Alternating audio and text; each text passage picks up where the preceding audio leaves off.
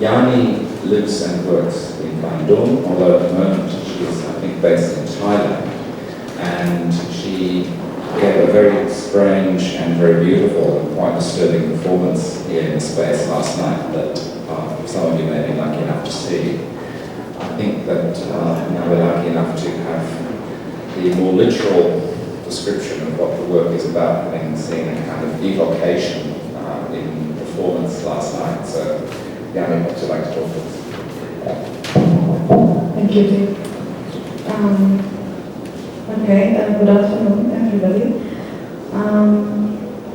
I would like to read my statement first, and then after that we can talk and we can ask me questions.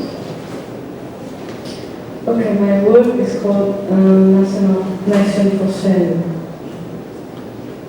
A linear way of thinking that is too rational and prone to analysis that results in the creation of categories or pigeonholes in quotes has caused humankind to become separated from nature as well as from each other. In our relationship with the environment and the living creatures around us, our attitudes have grown exploitative, aggressive, and insensitive. The emerging trend is to dominate and to manipulate for the sake of personal profit and personal success in quotes. With disregard for consequences such as damage to the natural environment, pollution of air and water, confiscation of land, in other words, confiscation of society's economic and cultural base, monopolizing of resources, and the creation of an economic system geared to the accumulation of wealth. Neither is the exploitation of human resources avoided. People have simply become cogs in the wheel of life and are looked upon merely as numbers in a vague bureaucracy. Human identity has become lost within economic calculations. We have simply become yet another commodity for sale in the manpower marketplace and in the marketplace of love, in quotes.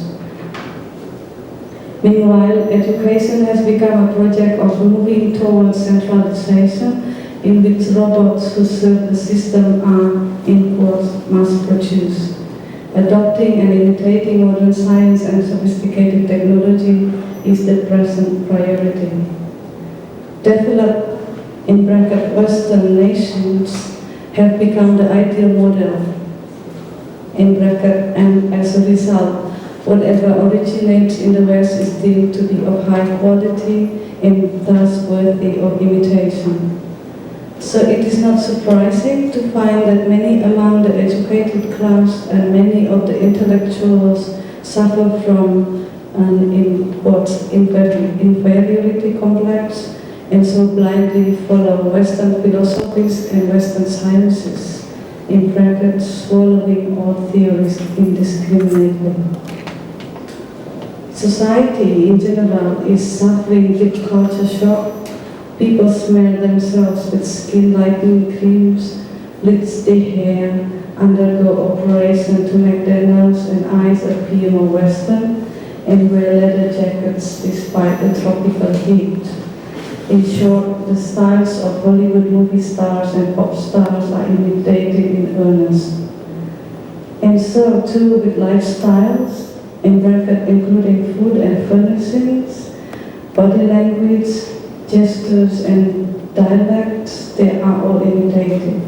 Without realizing it, people truly are living a contemporary nightmare.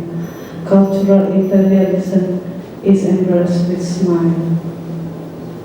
At the same time, the general Western attitude is present among those who are in the position of strength and as such are in the position to create the system. The strong, in quotes, become the world's patrons and authorities and lend their support and to and, in quotes, celebrate the misfortune, in quotes, that have befallen us.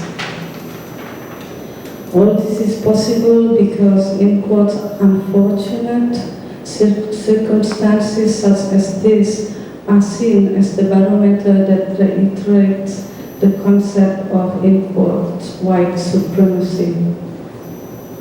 The global economy is a political instrument confirmed and agreed to by many of the world's leaders in the name of, in quotes, neo-imperialism and, in quotes, neo-colonialism.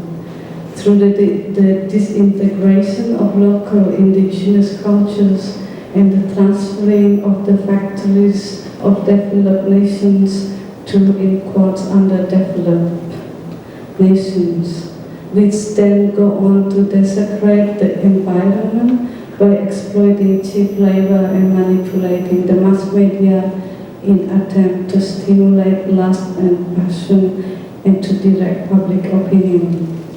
Through the butchering those who try to hold on to their land, in bracket the security guaranteeing that their livelihood can be sustained. Through the establishing of, in quotes, authority and control over the independence of body, soul, and mind of the weak, in quotes. In the name of profit, all is justified, all is for sale, including the nation and its agencies, inhabitants and possessions, and religion and women have been assigned the same fate. They have become, in quotes, packaging in the promotion of products, and they have become the, in quotes, instruments and weapons that are used to lubricate economic and political transactions. Life has been stricken with a psychological complex, a complex in which ideology is prostituted by the unshakable belief in greed. The philosophy of life has become one of extreme materialism. The natural physical environment has changed. It is now a gleaming synthetic environment filled to capacity with plastic waste. Meanwhile, society has become a consuming and compromising herd of docile sheep, devoid of personal opinion and individuality, receiving its daily bombardment of advertising, material goods, and images tainted by things foreign. We are all obsessed with materialism and a taste for Western goods that appear to us as, in quotes, sacred objects, which must be protected with guns and defended to the death. February 1996.